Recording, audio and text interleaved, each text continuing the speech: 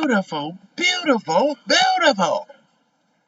I just woke up from a nap, so let's hop right into it. Y'all go check out my YouTube shorts. Go check out my music on my YouTube shorts. I don't ask y'all to like or comment or subscribe. I ask y'all to go check out my YouTube shorts. Go check out my music. During hot day on. Hi there, I'm Adam Charrington, founder and CEO of Charrington Media.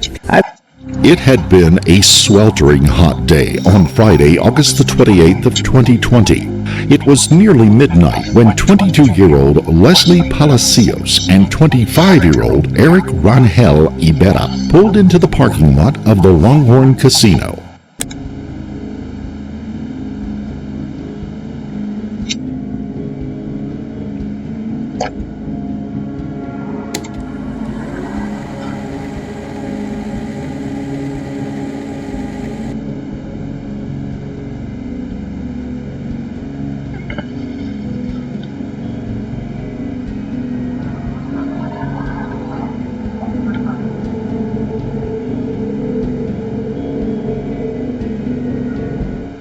Located in Whitney, an area once called East Las Vegas, the Longhorn Casino was built in 1989 and caters to visitors and locals alike seeking fun and gambling in a more low-key atmosphere.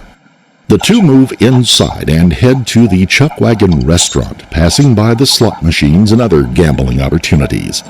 She's a nursing student just months away from graduation, and he's a young man very interested in the date and what it might bring. The two settle in for a nice dinner and each have a number of alcoholic drinks with their meal. Really, it's nothing out of the ordinary. In fact, neither of them seem inebriated after their meal, walking back out, once again avoiding the slot machines as the locals often do. Leslie is carrying leftovers home in a bag, and Erick seems to be familiar and a trusted companion. She, because of the pandemic regulations, is wearing her mask. Erick has apparently forgotten to put his back on, making it easy. Does anybody remember the coronavirus at all? To recognize his face. 6 feet apart, please. The two walk out into the parking lot. Their dinner has taken about an hour and a half. It is now in the early hours of Saturday morning. The two have an animated but apparently friendly conversation as they return to Erick's truck. She walks around to the passenger side of the truck and Erick gets in the driver's side.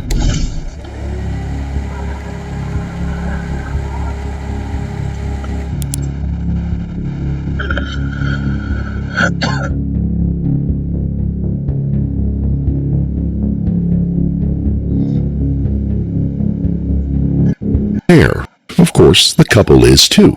They head off down the road to their next stop, Putter's Bar and Grill on East Charleston Boulevard in Las Vegas. The couple arrive around 2:15 a.m., about 20 minutes after leaving the Longhorn.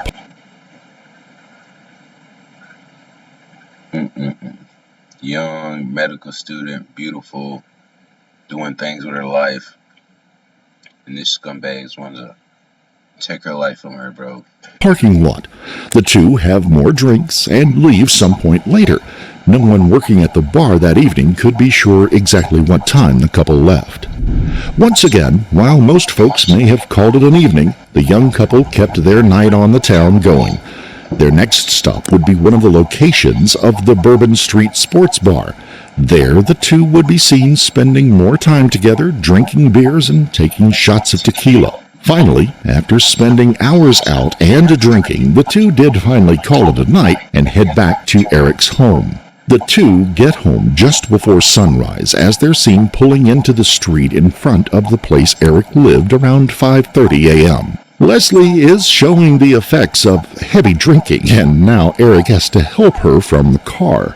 She has a lot of trouble walking, and Erick helps her into the house. The two still seem to be getting along. Inside the house, Erick takes her up to his bedroom.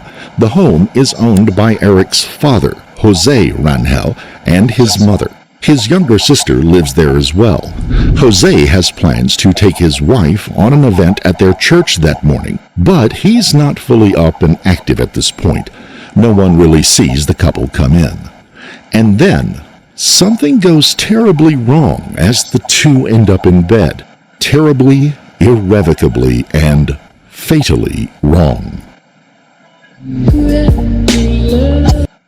He tried to get some cutty. She said no. She spent all that dude's money doing all that stuff and wasn't reciprocated.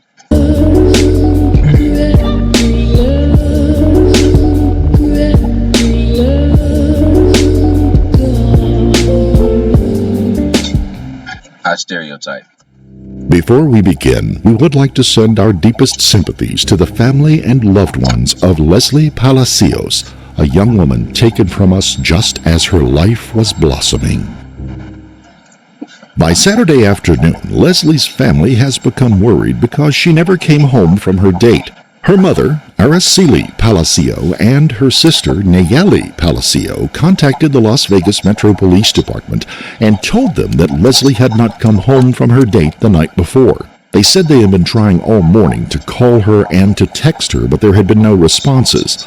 The last communication her sister received from Leslie had been a text from her phone number that simply said, "I need to tell you some shit."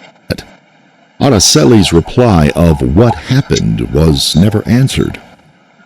Then, Metro Police Department did something that police departments and law enforcement agencies across the country are quickly phasing out. They told them they needed to wait 24 hours before declaring her missing. In the past, the 24-hour waiting period was a rule of thumb or a guideline widely followed in the days before people carried cell phones or even had access to landline phones in every home. The one-day wait rule would give people a chance to wander back home after either finding roadside assistance, getting over an argument, or whatever that had taken them away from their home in the first place. Over time, the law enforcement community realized that the policy wasted vital hours in the search for actual missing persons, oftentimes with tragic results. As cell phone use grew and ease of contact and communications grew with it, it was the final straw for the poorly conceived policy, and almost all departments now have a policy of investigation at the first report of a missing person. The idea that a person's family and friends would be the best to judge whether the person was actually missing won out over the manpower and budgetary concerns of the old policy. And yet, in this case, the Palacios family were asked to wait. And so they did, but not without trying to get in touch with Jose Rangel by phone to check and see if he knew what the couple had gotten into. He never answered. The family then tried to call Eric's sister, but again, no answer. They even went down to Rangel's home, but no one came to the door to answer it. They returned to the home an hour later, they said, and saw Eric's mom and sister loading some furniture into the back of a truck, but were unable to talk to them. The following day, with Leslie still missing and not replying to any communication attempts, they again contacted the police, this time opening a missing persons case. They informed investigators on what they knew about who she had gone out with and what little they knew of their plans. Somewhere in the department, at another desk on August the 31st, members of the... Why y'all young women are going on dates in this new era, where it seems like the men are starting to become like seems like society is becoming like the society in like the 80s and the 70s, where men are starting to serial kill women again at a higher rate. I don't know what's going on, but every time y'all go on a date from now on, y'all need to be sending somebody an ID of the dude that y'all are with, and if he's not comfortable with that, then hey, y'all don't need to be going on a date. But in today's era, every time y'all go on a date, y'all need to send an ID of this man to somebody in y'all family.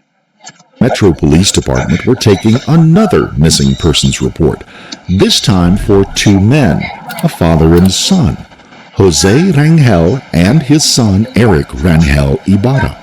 It took until September the 1st for the officers with the Missing Persons Department to match the two cases, especially with the Palacios family naming Eric as Leslie's date. A BOLO, or Be on the Lookout report, went out. Officers headed to the homes of the Palacios family and the Rangels, homes that were only a few blocks apart.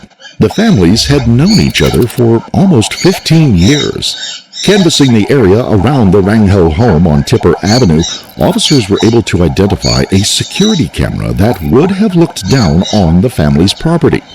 They were quickly able to obtain access to the videos taken by that camera and rewound the video until they had unmistakable proof that something terrible had happened. What had been 2 missing persons cases quickly became one case for the Metro Police Department's Homicide Division. Prosecutors say video from the morning of August 29th shows 25-year-old Erick Rangel-Ibarra helping 22-year-old Leslie Palacios, seen here. 5-year-old Erick Rangel. Prosecutors say video from the morning of August 29th shows 25-year-old Erick Rangel-Ibarra helping 22-year-old Leslie Palacios, seen here alive, get out of his truck and into the house. An hour later, in video we've blurred due to its graphic nature, the same camera catches Rangel-Ibarra and another man, who prosecutors believe is his father, 46-year-old Jose Rangel, dragging a lifeless body from the home and into that same truck.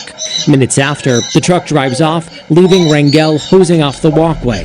And now, both Jose and Erick are missing. Their family left behind have no idea where. My cousin just dropped off her baby, and her baby's mad that she's about to leave, so bear for the crying for a little while. They are, but officers now know that the Rangel home is a crime scene. Warrants were obtained. Officers and forensic team members go through the home to find what would be described later as an attempt to clean up the place, perhaps unwittingly attempting to remove the evidence of a murder. As alert bulletins went out immediately with descriptions of the 2 men and of Rangel's pickup truck, including the license plate number, investigators went room to room in the small 2-story home, documenting the evidence still there. Las Vegas Metro Police Detective Mitchell Dorsch would later tell a grand jury that there were numerous pieces of evidence found at the scene of the Rangel's home. On the living room couch, a pair of blue latex gloves were found. Another set and numerous cleaning supplies were also found in the adjacent dining room area. Inside a mop bucket in the kitchen was a stained cleaning cloth, and the mop head showed signs of a dark substance as well. Upstairs, the scene of Erick's bedroom looked like it had been torn apart bit by bit, and items had been moved around. Suspiciously, the fitted sheet had been removed from the mattress and was nowhere to be found. There were a couple of dark stains on the mattress as well that caught the attention of investigators. Inside the room, they also found a preferred customer card which would prove to be registered to Erick. Nearby, a shirt on a hanger, one of Erick's. It also had blood drops on it. Erick's wallet was found in the room. No money, but all of Erick's IDs were still there. Investigators also checked in the bathroom and found 2 blood spatters on the floor and took samples of them. The source of the spatters is still undetermined. As investigators combed through the Rangel home, arrest warrants were sworn out on Erick and Jose. Local media outlets flashed up the announcements alerting the public to be on the lookout for the 2 men, showing photos of both and including images of how they would look in surgical masks that nearly everyone was wearing at the time during that phase of the pandemic. The warnings came out too late to catch Erick and Jose, though. The notices did catch the attention of a friend of Erick's, though, and he had some very important information for local investigators.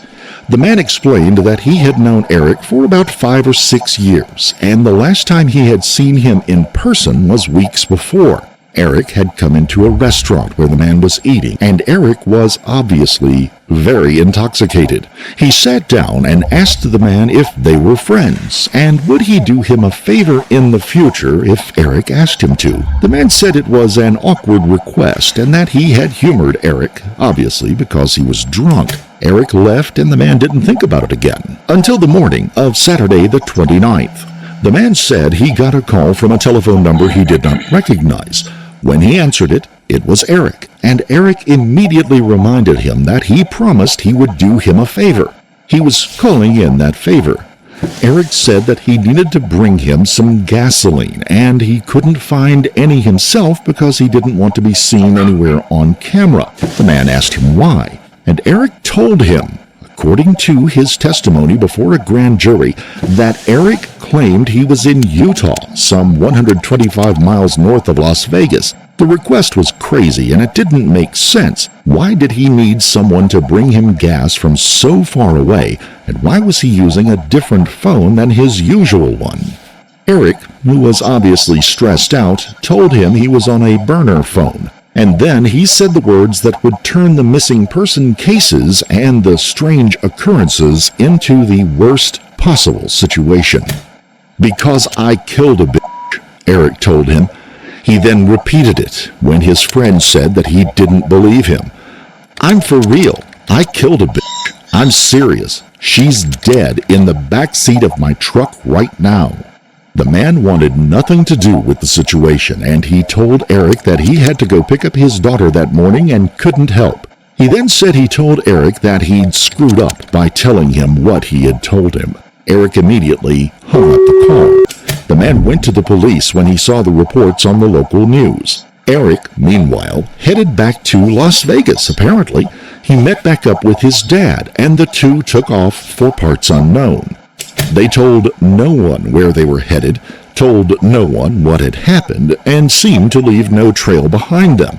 No debit card transactions, no cell phone pings for their phones, no witnesses calling in to say they had been spotted. They vanished like a pair of ghosts, leaving Jose's wife and daughters behind without any explanation. It would be September the 9th before Leslie's body would be found. Members of the Moapa Tribal Police, Red Rock Search and Rescue, and investigators from the Las Vegas Metro Police Department discovered Leslie's remains in the Moapa Valley near the Valley of Fire State Park, roughly 60 miles from Las Vegas. The location was a few miles east of Interstate 15 on the Valley of Fire Highway, about 2,500 feet down a dirt road. Her remains were hidden behind a bush located in a wash. Investigators would later tell a grand jury that the body had suffered terribly from the heat, turning black over the intervening days. In addition, it had suffered considerable damage from insects.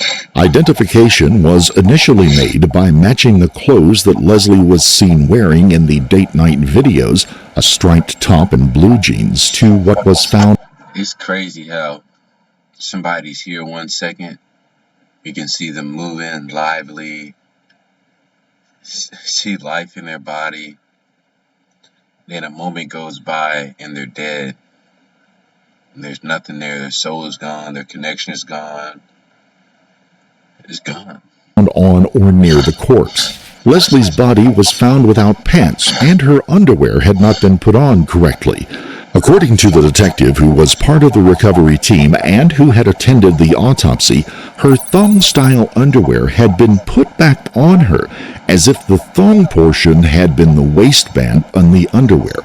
Her pants were found nearby in another bush. The body was taken to the state laboratory for testing and an autopsy to confirm the cause of death. Due to the ravages of the desert and the high temperatures, coroners were unable to determine the exact cause of death. The day after her body was found, Leslie's family, friends, and members of the community gathered for a memorial service for the young woman. It was a heartbreaking end to any hopes that she may have been found alive. As for Erick and Jose, they were gone, effectively disappearing. There were no reports about them being seen anywhere. And then, on January 19th of 2021, just over 3 months later, Jose Rangel turned himself in at the U.S.-Mexico border crossing. Officials from the San Isidro Border Patrol Station near San Diego, California, arrested him immediately and contacted the authorities in Las Vegas. Jose would waive his Miranda rights and would waive any extradition fight. He wanted to come home to his family. All he could say about Erick was the two had split up in Mexico and he hadn't heard from him in months. Investigators said that Jose was cooperative from the very beginning of their interviews, but originally gave a story that was watered down to lessen his involvement in the case. Once confronted by the security camera videos, he recanted his original story and opened up more to the officers. Jose said that he had been up early that morning and had been working in the home's garage. He had plans to take his wife to a church event in a couple of hours and was taking care of some things. How does a Christian man go from about to go to church to killing somebody? And it's not impossible, because we know about that pastor who was a serial killer. It's not impossible. Things when he heard Eric and It's still weird though. Leslie enter the house and stumble up the stairs. He said that a half an hour later, Eric came down the stairs shirtless, dragging Leslie's body behind him on a bedsheet. Jose said Eric told him that she had overdosed and died. Eric then completely lost his senses and started telling his father that they had to do something with the body.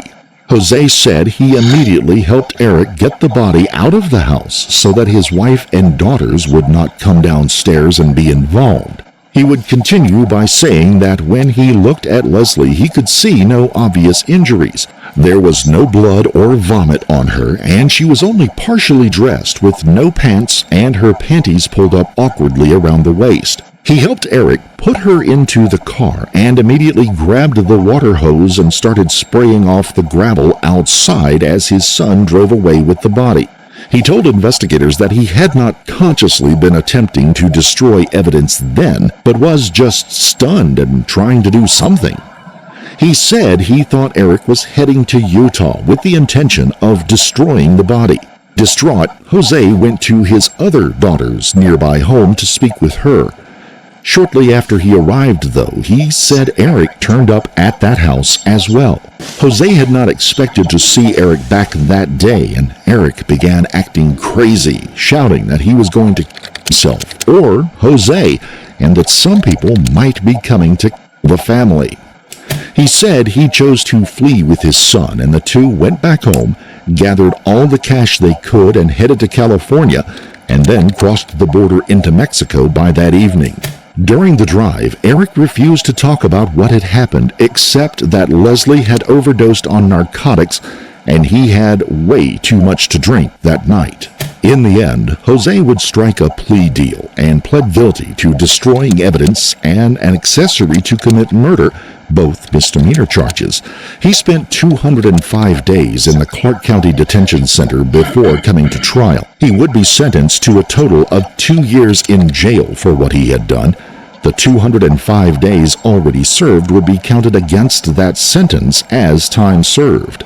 The charges and light sentencing he received would be decried throughout the community and even within the district attorney's office. Chief Deputy District Attorney John Giordani would tell members of the press that the Nevada legislature needs to do something about this because dumping a young girl's body and treating her like a piece of trash should not be treated as a misdemeanor. And assisting a murderer after he commits such an egregious crime should not be treated as a misdemeanor. Leslie's family would also speak to the press about Que se entreguen a la justicia porque los van a encontrar a donde se vayan, que se entreguen. ¿Por qué la mataron a mi hija?